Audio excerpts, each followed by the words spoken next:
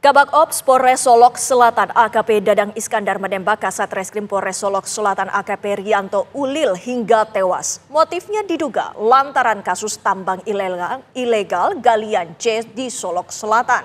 Pelaku disinyalir tak senang korban melakukan penangkapan terhadap sejumlah penambang ilegal. Lantas apa yang melatar belakangi tindakan nekat seorang AKP Dadang? Benarkah pelaku terlibat di balik tambang ilegal Solok Selatan? Untuk membahasnya sudah bergabung bersama kami Kabar Reskrim periode 2009-2011 Komjen Pol Punawirawan Ito Sumardi dan anggota Kompolnas Hoirul Anam. Selamat petang Bapak-bapak. Selamat petang. Selamat petang Mbak Maria, Mbak Winnie. Selamat petang, salam sehat selalu. Ya, salam sehat untuk semuanya. Saya mau ke Pak Anam terlebih dahulu. Pak Anam, Anda sudah menerjunkan tim Kompolnas terjun langsung ke lokasi. Apa temuan-temuan di lapangan, Pak Anam?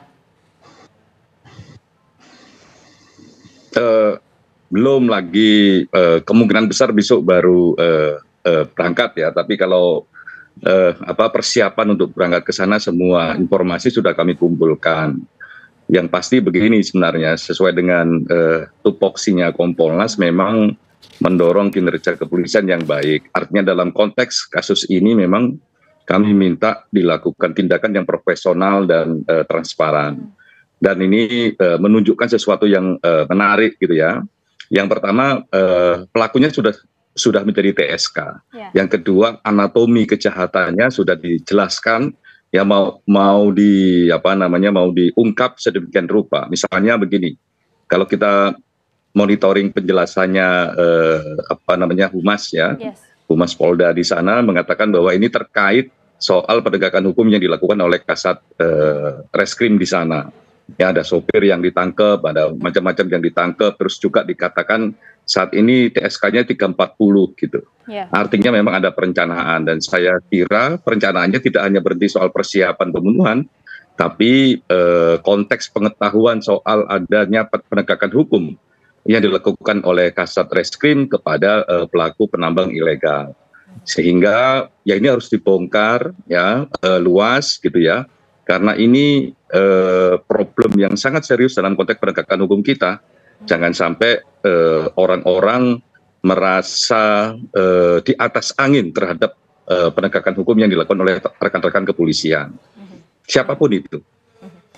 Sementara itu Pak Ito, mungkin Anda bisa memberikan bagaimana pengamatan Anda mengenai kasus ini. Apakah penembakan yang dilakukan pelaku terhadap korban ini memiliki unsur emosional sehingga pelaku ini dengan tergesa-gesa ataupun secara tidak wajar menembak rekan kerjanya, ini istilahnya. Bagaimana Pak Ito? Baik, dengan tidak bermaksud mendahului daripada pendalaman yang sekarang sedang dilakukan di Polda Sumbar maupun di Kompolnas, Mbak ya. Saya mencoba untuk menyampaikan opini saya sesuai dengan pengalaman. Kalau orang menembak, itu pasti orang itu sudah terbiasa dan pasti dalam keadaan yang sangat-sangat emosional. Nah, kalau kita lihat kejadiannya ini kan ada dua struktur atau strata daripada struktur Polres yang berbeda. Yang satu adalah kepala bagian operasi yang mau pensiun, kemudian yang satu adalah kasat. Lazimnya kalau setiap ada penindakan atau operasi itu di bawah kendali kepala bagian operasi. Tapi menurut pendapat saya, ini tentunya kita melihat mungkin bisa saja Kapolres memerintahkan langsung kepada kasatnya atau kepala satuan fungsi tanpa melalui pimpinan di atasnya untuk melakukan satu tindakan apabila ada terindikasi mungkin yang bersangkutan itu terlibat dalam satu target yang akan diungkap ya oleh Polres. Jadi di sini bisa saja ada yang terganggu. Kemudian juga kita lihat sekarang mungkin yang bersangkutan akan pensiun ya, pasti paling tidak. Meskipun itu mendapatkan sesuatu dari hal yang melanggar hukum, tapi dia yang bersangkutan tentunya mungkin ya nanti pada saat pensiun dia akan kehilangan daripada sesuatu yang bisa memenuhi kebutuhan dia pada saat pensiun. Nah di sisi lain tentunya dari almarhum ini kan juga mereka masih memiliki idealisme yang tinggi ya. Apalagi ini sudah perintah Pak Kapolri ya, tentu dia akan melakukan. Nah di saat ini bisa saja terjadi komunikasi yang mungkin komunikasi antara yang tua dan yang muda ini ada komunikasi yang menimbulkan luapan emosional sehingga si pelaku tersebut bisa langsung melakukan penembakan ya, apalagi kalau di kepala itu sudah bukan penembakan yang tidak disengaja ya. Mungkin kalau di badan masih tidak untuk membunuh ya, tapi kalau di kepala sudah pasti itu maksudnya adalah untuk membunuh yang bersangkutan. Sehingga ini perlu didalami ya motif yang bersangkutan. Tapi hal ini tentunya menjadi sesuatu yang harus dilihat dari aspek psikologis, kemudian juga harus didalami daripada si pemilik tambangnya itu ya, karena kan pemilik tambang ini juga apakah betul dia selama ini memiliki kedekatan dengan si pelaku ya, kemudian dengan siapa saja yang mungkin bisa dikaitkan. Kalau kita lihat setelah menembakkan, pelaku itu menembak kalau nggak salah rumah Kapolres. Mungkin dia kesal ya, kenapa tidak memerintahkan dia langsung kepada Kasat Serse. Nah, kemudian dia juga telah menelpon, saya dengar seorang perwira menengah di Polda mengatakan dia akan menyerah ya. Nah ini tentunya sesuatu yang dilakukan itu pada saat setelah menembak pasti akan ada timbul penyesalan. Tapi apa yang disampaikan Pak Kapolri bahwa ini harus diusut tuntas, apalagi diawasi oleh Kompolnas, saya yakin kasus ini nanti akan bisa disampaikan ke masyarakat, tidak ada lagi sesuatu yang disembunyikan. Ya Mbak ya, baik. Demikian. Iya, Pak Anam tadi dijelaskan oleh Pak Ito bahwa kalau kemudian tembakan ini diarahkan kepala, artinya ini sudah pasti ingin menghabisi nyawa yang bersangkutan. Apakah ini mendasari penetapan pasal 340 itu tadi? Kalau kami sepanjang saat ini ya masih monitoring, belum ketemu langsung sama teman-teman di Polda sana, melihat penjelasan dari Humas, ya konstruksi peristiwanya tidak hanya soal sasaran tembak, tapi juga 340 itu kan yang paling penting persiapan, pengetahuan pelaku ini atas satu kejadian, terus direaksi dengan persiapan dia menggunakan senjata, sekian magazin dan lain sebagainya, itu yang menjadikan ini 340. Dan kami mengapresiasi teman-teman Polda ya, untuk melihat anatomi kejahatannya dan menempatkan 340 sebagai satu pasal sangkaan. 340 sebagai pasal sangkaan dengan konstruksi peristiwa seperti itu dan dikatakan bahwa memang ada kaitannya dengan penegakan hukum yang dilakukan oleh Kasat Reskrim, persis apa yang disebutkan oleh Pak Ito maupun Pak Kapolri, ya ini harus diusut tuntas siapapun dalam dibaliknya gitu. Termasuk apakah hubungan pelaku dengan tambang dan sebagainya. Itu dia. Gitu. Pak Ana, mungkin juga di sini kan kita lihat bahwa korban saat ini ataupun saat kejadian sedang bertugas gitu dalam melaksanakan tugasnya sebagai pihak kepolisian. Dan ini ada upaya menghalang-halangi tidak dari pelaku menurut Anda? Kalau sepanjang yang sekarang beredar di publik ya, terus komunikasi awal kami dengan Polda itu memang dugaan kuatnya memang ada upaya menghalang-halangi gitu, menghalang-halangi upaya penegakan hukum yang dilakukan oleh Kasat Reskrim. Tapi sekali lagi ini kan masih dugaan, belum diklarifikasi dengan mendalam, dan kami juga menunggu apa yang dilakukan oleh teman-teman Polda. Karena kami melihat kecepatan menangani kasusnya, kedalaman menangani kasusnya, termasuk juga keterlibatan teman-teman dari Mabes Polri ini patut untuk diapresiasi gitu. Cepat dan tidak menutup-nutupi misalnya soal ini nggak terkait tambang, sudah dijelaskan oleh Humas bahwa ini ada soal tambang yang sedang diperiksa oleh Kasat Reskrim. Ya diskusi awalnya ada 338 ternyata menjadi 340 karena konstruksi dan anatomi kejahatannya demikian. Menurut kami ini langkah-langkah yang menurut saya harus kita apresiasi, namun demikian tetap harus kita lakukan pengawasan karena sekali lagi tidak cukup dengan profesionalitas saat ini, tapi juga harus dilakukan dengan cara transparan. Publik juga kepingin tahu apa yang terjadi, khususnya terkait latar belakang kenapa kok peristiwa itu terjadi, gitu. Iya, itu tentu pertanyaan publik. Tapi yang kemudian juga sedang beredar saat ini, pertanyaan besar publik adalah begini, Pak Ito, mengapa kemudian pada saat kejadian berlangsung, pada saat pelaku ini menembakkan tembakannya kepada kepala korban begitu ya, mengapa kemudian tidak ditahan oleh beberapa tim juga kepolisian yang berada di lokasi? Apa yang mendasari hal ini kalau menurut pengamatan Anda, Pak Ito? Pertama saya bicara masalah pasal dulu ya Mbak ya. Kalau pasal saya melihat pasal 340-nya itu memenuhi karena yang bersangkutan mungkin dihubungi oleh seseorang bahwa ada orang-orang yang terlibat illegal mining itu yang ditahan, sehingga dia mempersiapkan diri untuk bisa ketemu ke tempat yang di pemeriksaan ya. Kemudian pasal 282 KUHP ya, tentang menghalang-halangi atau meringangi pemerintahan penyidikan ini juga bisa masuk ya, karena itu kan sudah masuk ke dalam ranahnya pemeriksaan oleh reserse. Nah, pada saat penembakan yang bersangkutan itu kan sedang memegang senjata, Mbak. Tentunya juga dalam keadaan dia emosinya yang sangat labil, yang sedang marah ya, itu terbukti kan dia begitu naik mobil melewati rumah Kapolres, dia melepaskan tembakan ke rumah tersebut ya. Kemudian juga di situ tentunya ada teknik dan taktik bagi anggota Polda untuk tidak segera untuk melakukan, misalnya terjadi baku tembak, maka akan hilang untuk bukti-bukti untuk pendalaman kasusnya itu kasus menyangkut apa dan bagaimana siapa saja yang terlibat. Sehingga pendekatan yang dilakukan adalah pendekatan persuasif. Mungkin kita lihat ada yang pertanyaan ya, mungkin dari rekan-rekan Komisi 3 DPR, kenapa yang bersangkutan tidak diborgol, sedang merokok. Itu salah satu teknik yang saya juga pernah alami, bagaimana membuat orang itu untuk meredakan emosinya sehingga dia mau cerita. Dan saya dengar yang bersangkutan akhirnya menceritakan meskipun masih perlu pendalaman.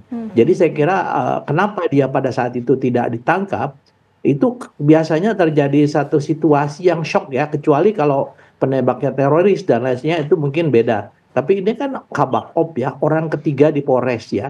Tentunya bagi anggota juga masih bingung gitu, ada apa. Kemudian mereka yang bersangkutan melarikan diri kan. Termasuk juga faktor hierarki ya Pak ya? Di Polda. Ya. Termasuk juga faktor hierarki ya? Ya betul, hierarki kan dia orang ketiga ya Mbak ya. Jadi tentunya ini juga ada faktor psikologis ya, sehingga yang bersangkutan juga tidak ingin menyerahkan di Polres.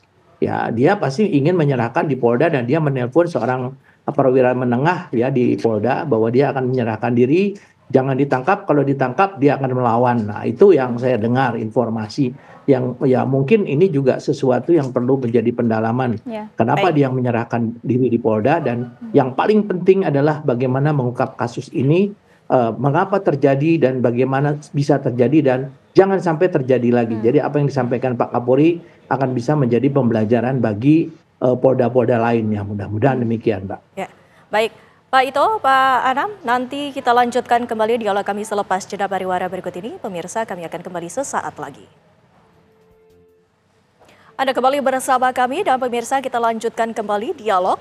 Dan pertama kami akan kembali menanyakan kepada Pak Anam. Pak Anam, melihat dari kasus ini, apa yang sebaiknya dilakukan oleh pihak kepolisian dan juga apa sanksi yang seharusnya dijerat oleh pelaku?